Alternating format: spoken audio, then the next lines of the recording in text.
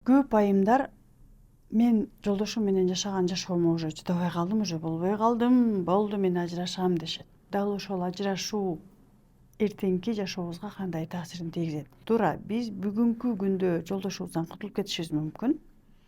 Бирок биздин дал ушул ажырашуубуз биздин эртеңки алдыбыздагы биздин балдарыбызга абдан чоң таасирин тийгизет. Анткени ата эне ажырашкан учурда бала эч качан ата энем ажырашты деп ойлобойт. Бала дайыма менде бир нерсе туура эмес же мен жаманмын, ошондуктан менин ата энем ажырашты деп бул нерсенин баардыгы аң сезим деңгээлинде болот. Туура биздин жашап жаткан жашообузда бул нерселер бизге билинбейт, сезилбейт, байкалбайт. Аң сезим деңгээлинде бала өзүн кабыл албай баштайт дагы, жан дүйнөсүндө экиге бөлүнүү пайда болот. Аны биз жашоосунда кантип көрө алабыз? Жашоосунда тапкан акчасында береке болбойт, максаттарын алдына койгон максаттарына оңойлук менен жетпейт, дайыма кыйынчылык менен жашайт.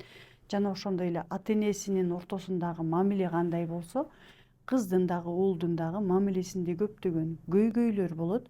Жана ошондой эле түрдүү ден соолуктан көйгөй болушу мүмкүн, балдары менен жасаган мамилесинде ар тараптан көйгөйлөрдү жарата беришет. Биздин бүгүнкү ата эненин чогуу мамилесинде мисалы кээ биркилер айтышы мүмкүн, мейли эми балам үчүн чогуу жашай берейин, айла жок деп балдарыбыз үчүн жашаган учурда биз көбүнчө балдарыбызга милдет кылып жашайбыз. Мен сен үчүн чыдап жашагам атаң менен, мен сен үчүн баарына, силер үчүн мен баарына макул болгом дейбиз. Антип жашаштын албетте кереги жок. Биз жолдошубуз менен болгон жашоону ажырашпай сактап калуу үчүн өзүбүздөгү эмне үчүн менде мындай көйгөй болуп атат, эмне үчүн мага жолдошум ушундай сөздөрдү айтып атат, эмне үчүн мага мындай мамиле кылып атат деп баардык нерсени көбүрөөк өзүбүздөн, айым өзүнөн, эркек өзүнөн издеген учурда сөзсүз түрдө табат. Баардыгын арылоого болот, баардык блоктордон арылууга болот. Эгерде кандай мамиле кылып жатса, дайыма эркек менен аял бири бирине дайыма күзгү экенин биринчи кезекте унутпоо керек. Сыйлабай жатабы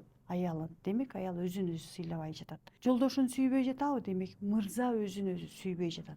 Дал ушул терең жаткан блоктор менен иштеп, өзүбүздүн бири бирибиз менен болгон мамилени оңдогон учурда бизде болгон баардык нерсени ата энеде бала эртеңки күнү өзүнүн жашоосуна алып кетет. Ошондуктан мен айым мырзаларга дайыма айтам, өзүңөр менен иштегиле, эркек өзү менен, айым өзү менен иштеп, балдарыбыздын бактылуу жашоосуна биз чыдап жашаганыбыз менен эмес, албетте өзүбүздүн бири бирибизге жасаган жылуу мамилебиз менен балдарыбызга бактылуу жашоону бере алабыз.